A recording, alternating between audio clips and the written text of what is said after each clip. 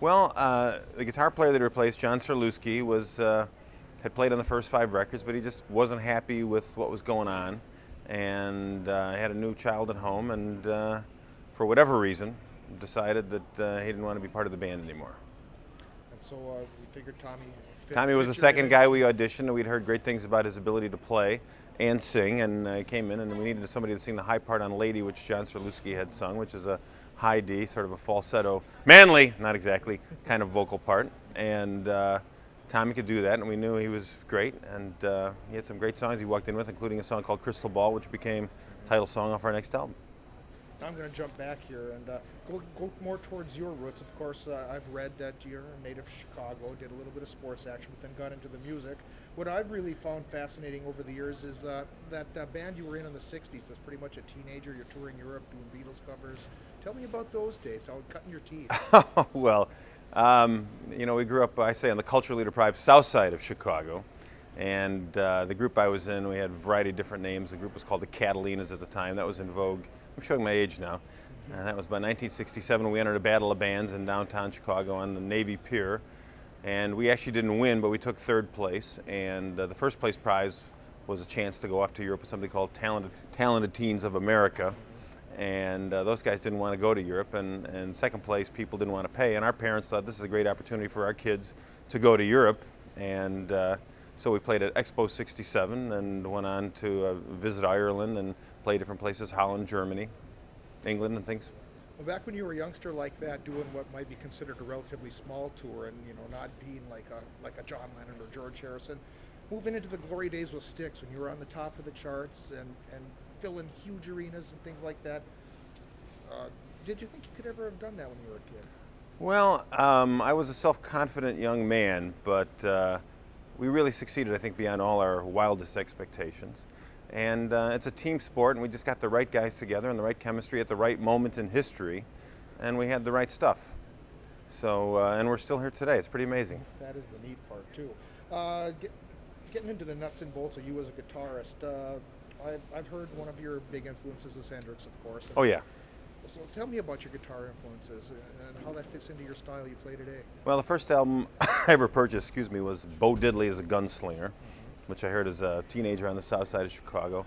And I picked up guitar at age 14. I'd been previously trained on piano and clarinet a little bit. Everyone in our family was forced to sit at the piano at age 5, but I fell in love with the guitar at age 13 and picked it up at 14, learned from a Beatles songbook, and was blown away by Jimi Hendrix when I first heard him in '67, and that sort of, I saw him play live 5 times. Really? Which is pretty amazing. And so I was in the first row when The Who came to Chicago for the first time on July 4th, 1967, my brother and I. And so I was a huge fan, and that said, this is what I want to do with my life if I possibly can. My parents had saved for me to go to college. I got my degree as my parents wished, and then always had the fallback position. And, as I say, I was lucky to fall in with the right guys.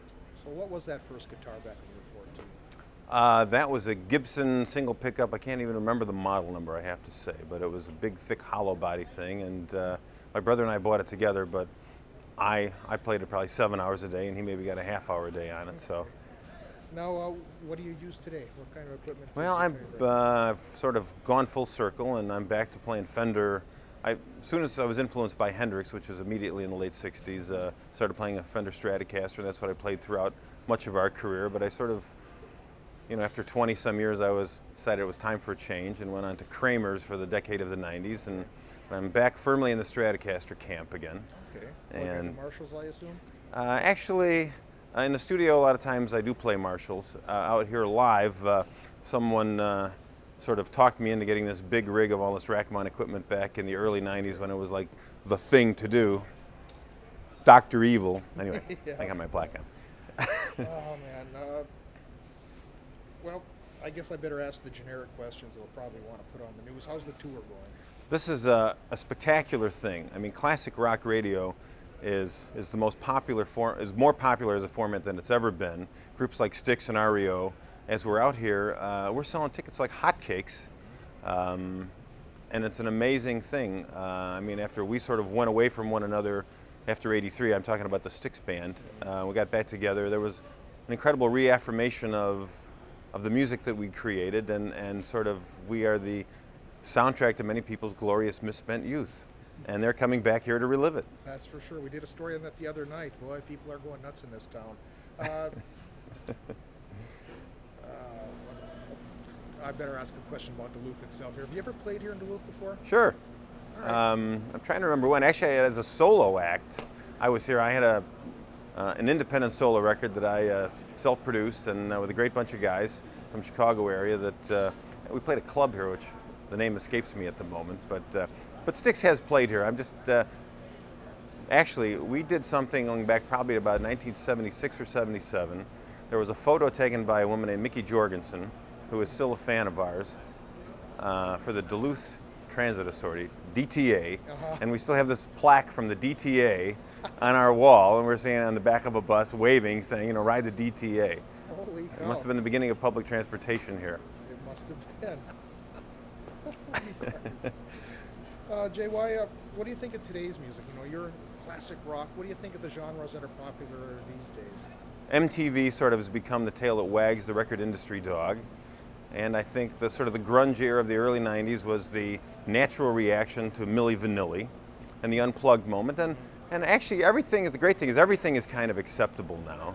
And you have the boy bands, but we had boy bands, we had the Monkees, we had things like that back in the 60s. And so it just kind of, everything goes in cycles, and I think I don't know, we still believe the pendulum is going to swing back our way, and we're in the studio making a brand new record to be released about a year from now.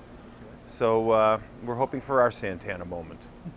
Good point. That brings me to the next question here, the future of you and STYX. How long do you feel you guys can keep going, and will it swing back your way? Well, I mean, we have to place ourselves in the pathway of opportunity, and the only way we really know how to do that is to come out here and play place. I don't think we've been to Duluth in 20 years, and maybe 25 years as a band. I'm not certain, but I think it was the late 70s when we actually played here the last time.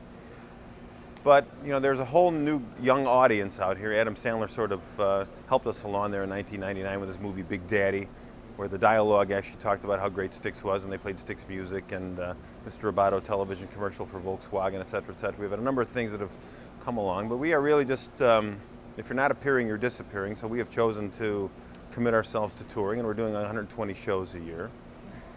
And I do believe that you know, young people are ready for something new. The rap, rock, metal thing, you know, it has its audience, as does rap, as does, you know, other things. But I do believe that there's still sort of a mainstream middle ground that likes melodic things like we do. It's still got, you know, the power of guitars there, and who knows?